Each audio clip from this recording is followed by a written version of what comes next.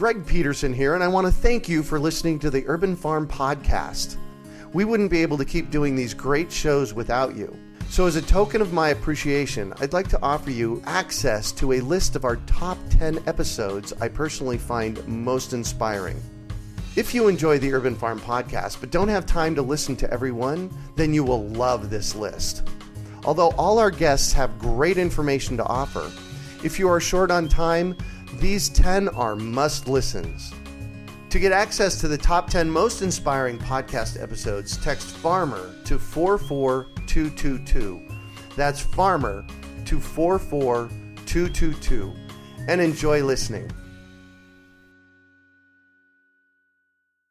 You're listening to the Urban Farm Podcast, your partner in the Grow Your Own Food revolution. Whether you've just been introduced to urban farming or you're a lifelong advocate, we're sure you'll leave feeling more informed, equipped, and empowered to dig deeper into the soil of your local food economy. With you every step of the way, here's your host, Greg Peterson. Today on the Urban Farm Podcast, we have Jenny Beasley of Heart for the City Community Garden to talk about her experience with starting a community garden. Jenny received her certification as a health coach at the Institute for Integrative Nutrition in New York City, along with her Bachelors of Science in Business Administration from Northern Arizona University. She is currently the director of Heart for the City Community Garden, located in Glendale, Arizona. She became involved with Heart for the City 7 years ago, a nonprofit that helps change lives of inner city at-risk youth by walking life with them. She was asked to spearhead a half-acre community revitalization project, a community garden, in which they educate Title I school children and their families on gardening and provide families ways of growing their own healthy foods. She decided to become a health coach to fulfill her passion of working with individuals to enhance their own well-being. Welcome to the show today, Jenny. Thank you, Greg. I'm really happy to be here and to share, our story about the community garden. Nice. So I shared a bit about you. Can you fill in the blanks for us and share more about the path you took to get where you're at now? I became involved, like as you said, with Heart for the City about 7 years ago, and I just started volunteering for them. I created a tutoring program. And a couple of years later, I was asked to spearhead a half-acre community garden, and I really didn't know what a community garden was other than that it involved community and gardening. Yeah. Yeah, and so at the same time, it just was perfect timing because I started going to the Institute for Integrative Nutrition, and my eyes had been opened up to some terms that I had never heard before, like genetically modified foods, foods that are not good for you, grown in made in a factory versus whole foods, and so my world had just been opened, and everything happened at the same time when I was asked to spearhead this garden. Mm-hmm. And so I, of course, said, I would love to. Let's do this. And I like to share this story that, kind of cracks me up every time I tell it. But I really thought it was going to be, 2 months, and we would be, having plants in the ground, everything would be working, and people would be coming out to the community garden. And so here I am 3 years later, and I just start now to feel a shift of the community getting involved, and so that's a whole other story. But really, that's kind of the process that I went through, and it's been a really growing experience for me. Oh, I like how you slid that in there, a really growing experience. So tell us a little bit about Heart for the City, and why did you get involved with this nonprofit? Heart for the City emphasis is inner city kids or inner city at-risk youth, and they walk life with them. And what that means is they feel that programs don't work in the inner city, but relationships do. So that really tugged at my heart because they do it in so many multiple ways. They see about over 2,000 inner city kids a year, and through activities, sports, football, and volleyball. And they also have a community center on Rose Lane in Glendale and a Java Grounds workforce employment. And, of course, then we have the community garden. And so Heart for the City is really, I just love the fact that they are, walking side by side and mentoring kids and making a difference in their life by showing them, that they really care in a positive way. And they also have kids that attend a school, also like 43 kids that they travel hundreds of miles a day round trip. And so you can see that they're involved in so many areas in the community. Mm-hmm. Mm-hmm. So I've been to Java Grounds before. Tell us a little bit about it, would you? Yes. So it's a workforce employment. So some of the kids, they've never had the experience of, having their first job or even knowing about how to put a resume together or how to go through an interview. And they are able to go to Java Grounds and get this experience and, in a positive environment. And they are given different type of jobs. Some are in managerial positions, some, so they're all learning different things, but it's really a great way to get them introduced to the workforce environment. Mm-hmm. Cool. So Heart for the City does multiple things, and you were involved pre-garden, and then this garden project came along. Can you tell us about that moment when this garden project came along and they started, tapping on your shoulder and say, "Hey, Jenny, why don't you do this?" I sure can. So they asked me to be involved with the garden, and it just didn't seem like a huge project to me at the time. And the reason they came up with the community garden is there was a blank or a piece of lot behind a fire station, 152, and they were constantly having to water it because of the dust. And so the fire chief and Joe Eriquist, the founder and director, said, hey, let's do something positive with this piece of land. And they came up with a community garden, and then that's when they tapped on my shoulder and asked me to be involved. Mm-hmm. Cool. So I'd been there. In fact, I'll just, for full disclosure, I helped on this project with you guys. And that's why one of the reasons I wanted to have you on the show, because it's such a cool project. So if I were to drive up to this property so that our listeners get a picture of what's there, what are we looking at when we drive up and park in the gravel parking lot in front of the garden? So we have, of course, our Heart for the City community garden sign up, and then the garden has a fence around it, and which we plan on, planting some grapevines along the fence. And then when you walk into the fence, we are currently having a gazebo built so we can have workshops. And then, of course, when the kids come out, which they have been doing on field trips, they'll be able to have a place to sit under. We have 4 ingrown garden beds, and they're about 40 by 60. Wow. We have approximately, they're huge, 23 trees around the perimeter of citrus trees. And so, everything from lemon, limes, oranges, grapefruit, and they've already started harvesting. We were able to give some to the school kids, and then they were going to pass them on to the community, some of the homeless, that they were serving. And so right now we're excited because we had 19 4x8 garden beds built for the community. And there's a reason behind it. We found that there was a community garden in Tucson. One of our previous volunteers said that they were having trouble getting people to come out to the garden. Right. And so what they did, they built these individual garden beds, and so the families would come out to the garden beds and plant their own, plants, and some of the grandparents would just sit in their lawn chairs watching, and just it was just a real great way of getting the families involved and to come out. It took them about 2 years of trying to figure out what to do, but once they built these beds, the families started coming out. Got it. To the garden. So it sounds to me like one of the key pieces here was you didn't have any individual garden beds before, and once you put them in, it kind of drew the community in so that everybody could have their own individual garden plot. Is that the case? Well, I wish it was as simple as that, but we built them like 5 months ago, and it's one of those things that would keep me up going like, oh my gosh, I thought, of course, even at the beginning, I always thought that people would just flood to the garden because the whole concept of community garden is just, I think when I have so many people ask me, what is this? Even though it says community garden, they really cannot even begin to fathom that you can actually come to this place and volunteer and reap in the harvest. And so we built the beds, and we still did not have anyone coming out. I think we had one bed finally filled up with a family that wanted to plant. And so we had a huge event just most recently at the garden, but we went door to door passing out flyers. I went and spoke at, a school and to their, to the parent group, and just really started spreading the word. And we had a chef come out, a DJ. I know it sounds kind of funny maybe for a community garden, but we also had a local Zumba class. So we reached out to, I call them our business neighbors. Right.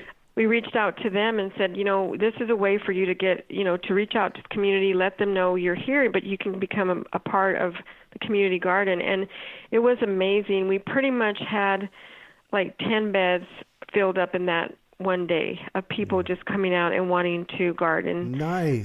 Have their own individual garden beds. Yes, It was a huge success, but it did take some time. Right.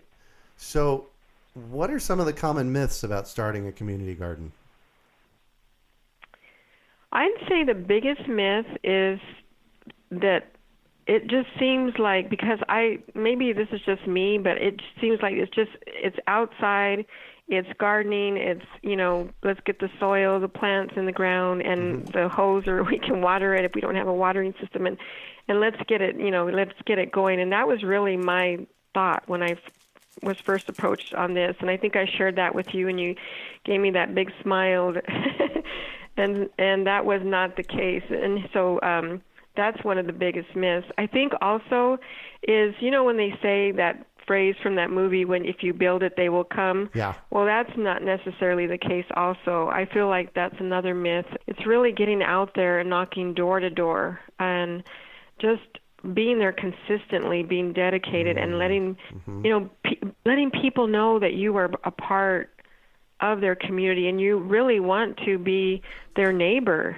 and you have something wonderful to share with them. And as soon as I see people even passing by, I'm waving, I'm greeting, I'm saying hi, and hey, do you like to garden? And so just being friendly and open and showing people that you are there to make their community a better place.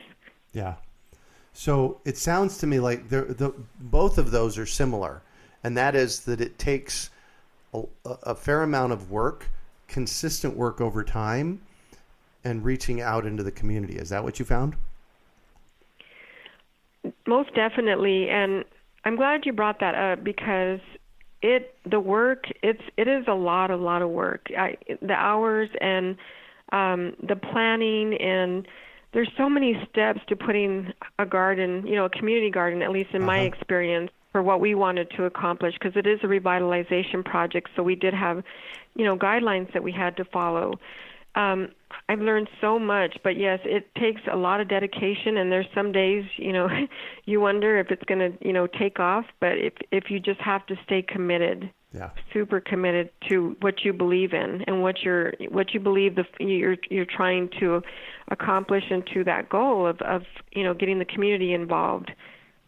Yeah, this is one of the key pieces that I've found over and over and over again in community gardens and school gardens, and that is you have to have that one person that says, this is my garden, no matter what, I'm going to make sure it's successful. Because on the projects that I have seen over the past almost 4 decades, where there wasn't that person, the gardens didn't succeed, or in my case, a lot of fruit trees. The fruit trees didn't succeed. So that I think is one of the key pieces, and that's what you're speaking to, right? Right, and I do want to add to that. I want to, tell your listeners that I did not have a green thumb. I really didn't know a lot about gardening, but I really believed in it, and I just was committed to following through and making it happen. And so you just have to keep moving forward. And there are going to be a lot of times where of course you're going to look back and say, wow, I wish I maybe could have done that a little bit different, but you just move forward from where you're at and just keep moving forward. And the wonderful thing is you meet so many neat people that if you don't know the answer, give somebody a call. There is always someone out there that loves to share their gardening experience. They're wonderful people because they have such a big heart. Right. Like you. Well, thanks. You, Greg. Thanks. Thank you. So is there one hurdle that you faced that you had to overcome that you'd like to share? The biggest hurdle I think that I had to overcome was just getting the community involved. Mm-hmm. To really, at first they thought that we were putting animals. We were going to have some type of animals in behind the gates or the fence, and then they thought it was going to be a parking lot. And I still, probably not up until this weekend. I just felt the biggest hurdle was letting them know that it was the community garden mm-hmm. is there for them. It's your community garden. And I remember these cute little kids peeking through the gate at me, or through the fence, because it's a wire fence. And they were like, "Can we come in?" And I said, It's your garden. You can come in, and then can we pick that lime? And I said, sure, you can pick a couple of limes and, take them home and come back. And so, it's just so funny to think that, they thought it was, closed off and they had to ask permission to come into their garden. Well, and that's just, that's part of getting the message out to the community. Hey, come and play. Exactly. That's why I told someone, come and play in the dirt. Yeah, exactly. Any lessons you've learned from your community garden? I've learned so many lessons. I think the biggest lesson I have learned is that I had to wear so many hats throughout this process because, there was a lot of things I didn't know. And so, of course, definitely growing a lot as a person in my skills and learning sometimes that I didn't realize that I had some skills or gifts that I never knew about. Yeah. So I think the biggest growth that I had was just I feel completely like a different person. I think that's what these projects do to you when you're really stretching yourself. You come out of it. Like if I was thinking about that 2 years, or someone would have told me 3 years ago that I would have been doing this, overseeing this revitalization project, I would have said, "Oh, you have to be crazy. There's no way I could do that." I don't know a lot about every different, topics. How could I do that? But you just take it each day as it comes. And again, it forces you to grow and to reach within yourself and have a lot of, confidence in, what you can accomplish. Yeah. As an individual. And now you're on a podcast sharing about it. There you go. Well, see, this is a whole other thing. Here I am. I would have never guessed that. There you go. So what support and or resources are available for community gardens out there? I'm so glad you asked that question because it really has been a learning experience for us. And the reason I say that is because community gardens, a little bit different, and not many people, realize, like, what is a community garden and, who would like to be involved in a community garden. But I think the first place is looking around the perimeter. Well, I was going to say perimeter, but the businesses in the area, and go and start sharing your story. Share your vision of what's going to start taking place at the community garden. There's businesses that do want to get involved, and I think that people will be surprised once you share the vision that they, whether it be providing water or like we were chosen for Lowe's, their Heroes Project Award. They came out and they helped us build those 19 4x8 garden beds, partnering with schools, reaching out to the farmers market. They have been wonderful, the Glendale Farmers Market to work with. They actually, give us a free space to be able to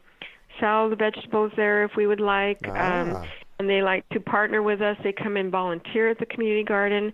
You also have, we've been to the colleges and we've had a booth there and we've talked to the students, and so really it's just getting out there and doing a lot of networking. And the one group that we partnered with was an AmeriCorps group. And they were called Public Allies, and they were amazing. They, and it was just by reaching out to one of their program leaders and she knew about Heart for the City, and the more I kept in contact with her, and that's another key, is keeping in contact with these people, always sharing what's going on at the garden. And once I contacted her, it was just perfect timing. They were getting ready to select a nonprofit to do a sustainable project with. Oh, my gosh. And just, yeah, the timing on that, Greg, was just amazing. And that's how we got the beds filled up. I really believe was partnering with these young, upcoming leaders who put so much time and effort and heart into really wanting to work with our community garden and making, having the sustainable project succeed. And so their contacts and resources are definitely out there. You just have to, spread the word, keep meeting with people and telling them about what your vision is and what you're trying to do for the community.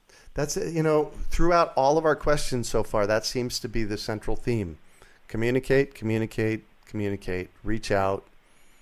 So, yay. Good job on that. Yeah, and don't just stop reaching out. I can say, truthfully, some of the people it's taken me probably 10 times to reach out to them. And, and then that 10th time, it's just the right time, and it's not that they don't want to get involved. Maybe it's just the timing wasn't right. So, be diligent, keep reaching out. Cool. What's next for the Heart for the City Community Garden? What's next for the garden is we definitely are going to be having a school program. So I would like to have, and along with Joe Eriquist, the director, have the kids do a science program and come out that's approved, state approved, so that they can get credit for coming out to the garden. So working on putting that in place. We have had field trips to the garden, but I definitely want to have a program that all kids can, go through and tie it with the school program. We also want to use one of the 4x8 garden beds to start a group up for people that want to, my passion is, of course, is to have better health and wellness and be able to eat a lot more whole foods, greens, vegetables and fruit, and get them off the medication and change their lifestyle. We have one person that is a testimony to this, and she's really just lost 140 pounds, and so we're going to start a program for people to learn more about the benefits of eating, healthy vegetables from the garden, and at the same time have them garden, learn how to grow their own food. Yeah, exactly. Those are just two of the programs that are coming up for the garden, but I believe, of course, more workshops now that we have our gazebo in place. Right. Excellent. Well, good job, Jenny. Well, thank you, Greg. Yeah. So I'm going to shift on you, and I'd like for you to talk about a time you failed, how you overcame that failure, and what you learned from it. That was one of the things I talked to someone about one time, is failure is hard to share sometimes, but then I realized that when you share the failures, that you're really sharing a way for others to succeed. Yeah. And so I felt, for me, one of the biggest failures I felt, of course, in the years that I've been doing this with Community Garden in my life, is that I just felt like I was struggling with getting people to come out to the garden. And I know I've spoken about that before, but for me it was a failure because without the people at the garden, Community Garden, it was not a community garden. It was just a garden. So I feel that was one of my biggest obstacles that I had to overcome. Yeah. And so what do you consider your biggest success then? My biggest success is this community garden, and for Heart for the City, it just having this dream, this vision, this project come to fruition. And I look over the garden and I'm amazed. And we always point to the lot next to us and we say that is what it used to look like. Yeah. And this is now what it looks like. And it is night and day.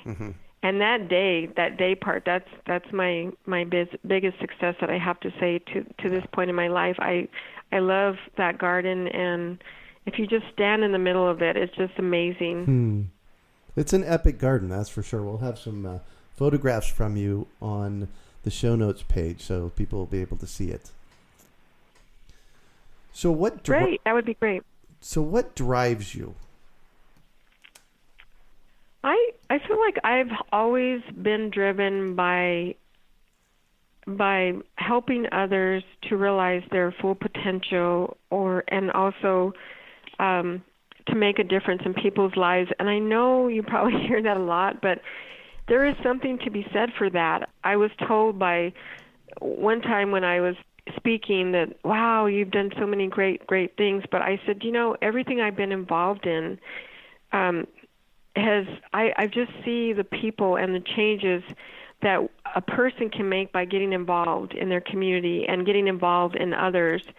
And it changes their lives. The time you put in, the relationships you build, and the love that you, of course, put in. Because I believe, that's part of it. You're helping. You're being the guide on the side sometimes, but you're walking side by side. And so, I think it's just seeing the changes that I've seen in people's lives and that light that comes on for whether it be young kids or older adults or any age. It just seems like there's this light that comes on, and they're smiling, and you've made a difference in their life. You can see it. It's visibly seen. Yeah. So I'm going to actually rephrase that a little bit, and I'm going to say you, Jenny, have made a difference in their life. Thank you. Yeah. Yeah, because, often we put it out there, in the big U, and we don't claim it for ourselves. And I've seen the work that you've done over the past 3 years that we've worked together on this project, and you have created this. This is awesome. But Greg, thank you for saying that so much from the bottom of my heart. But it really has just really made my life. I know, people say, to own it, but I can't tell you what it means to get up every day and then to see these people and the difference it's made in their lives. Yeah. Changes your life, doesn't it? It certainly does. Yeah. Yeah, that's why this gets to the heart of why I do what I do as well. It's like, when you know that you're changing people's lives like that, it just for me, it makes it worthwhile. How about you? 100%. And that's like you could put that sign up. That's why you get out of bed every day, Yeah. It's that driving force. Yeah, exactly. Well, thank you. So I'm all about education, and I have to know, is there a book that has been influential for you in this process in your life? I love books, and there always seems to be, I call it like when I have different seasons of my life, these books, pop up, and, they seem to land in my lap. The one book that I can say that I've really used quite a bit throughout this project is called David Emerald's The Power of TED, and it's called The Empowerment Dynamic Triangle. So really what I love about that book is it's always had me focus on how can I see every situation that I'm in, every walk that I'm going through, whatever anything, challenges that come up, or even individuals that might not be the most positive people, but to always see where can I be the creator challenger in this situation with a project or relationships or anything. So when I say creator or challenger, I'm saying there's always a way to create something positive out of a situation, I believe. And then number two, there's always a way to challenge yourself to say, I'm not going to stay in that place where I'm, that's going to keep me stuck in that sustainable mode. I'm going to move forward and challenge myself to, to reach out and see how I'm going to get the community involved in the community garden, for instance, or, how am I going to get this gazebo built? What can I do? So it's always been in that creator challenger mode, if that makes sense. Yeah. Nice. That was called The Power of 10? TED. I'm sorry, TED. TED. So which stands for the Empowerment Dynamic Triangle. It's a different read. It's not in a, like a psychological type reading. It's more of a reading where it gives a story of a man that is, he's at a certain point, and by him understanding of changing the way you see situations in your life, that you can move forward and achieve your goals and become a creator and a challenger in your life, meaning challenge yourself to step up and and stretch yourself and be the best that you can be, and to see positive things in everything that you're trying to do. Excellent. So what one final piece of advice do you have for our listeners? The biggest advice that I would love to, just encourage, to be a cheerleader, rah, go, take this tip if you can, hopefully, is to be persistent and committed and dedicated. Mm-hmm. And maybe those overlap each other, but don't give up. Don't give up. If you believe in it and you think it's going to make a difference in your life and other lives, go for it, and just keep, stay on task. Stay with it. Don't give up. Because I tell you one thing that I've learned, when you do that, doors start to open, people start to come in your life, and your path, I call it the path with heart, it starts to change. And I'm telling you, it's almost like that.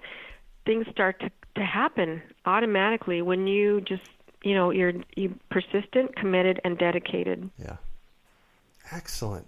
Well, thank you so much for joining us on the show and sharing your experience with us today, Jenny. It's been a treat getting to chat with you. Thank you so much, Greg. And I just have to say, I want to, thank you so much for believing in our project and really just being a mentor for us and, just helping us every step of the way. So my heart, goes out to you because you have played a role in this community garden. And I want to thank you so much for always, being there for us, definitely being there for us. We appreciate it. Well, it's my pleasure. It's definitely a fun thing to be able to do. So thank you. So how can our listeners get a hold of you? They can go to our website, which is www.heartforthecityaz.org. Mm-hmm. And then once they can click on getting more information and give them their, they just have to, it's a pretty basic website page. So just put in their information and someone will get back with them right away. Perfect. Well, you can find show notes from today's podcast at urbanfarm.org/heartforthecity. Well, that's it for today. Thanks for joining us on the Urban Farm Podcast. Greg Peterson here, and I want to thank you for listening to the Urban Farm Podcast. We wouldn't be able to keep doing these great shows without you. So as a token of my appreciation, I'd like to offer you access to a list of our top 10 episodes I personally find most inspiring. If you enjoy the Urban Farm Podcast but don't have time to listen to every one, then you will love this list. Although all our guests have great information to offer, if you are short on time, these 10 are must-listens. To get access to the top 10 most inspiring podcast episodes, text FARMER to 44222. That's FARMER to 44222. And enjoy listening. We hope you enjoyed today's episode of the Urban Farm Podcast. Remember to listen 3 days a week for tips, advice, and resources to help you on your journey with urban farming. You can find us on the web at urbanfarm.org or send us an email to podcast@urbanfarm.org. In the words of Vincent van Gogh, great things are done by a series of small things brought together. Be encouraged that with each lesson learned and skill developed, you are one step closer in the direction of your dreams.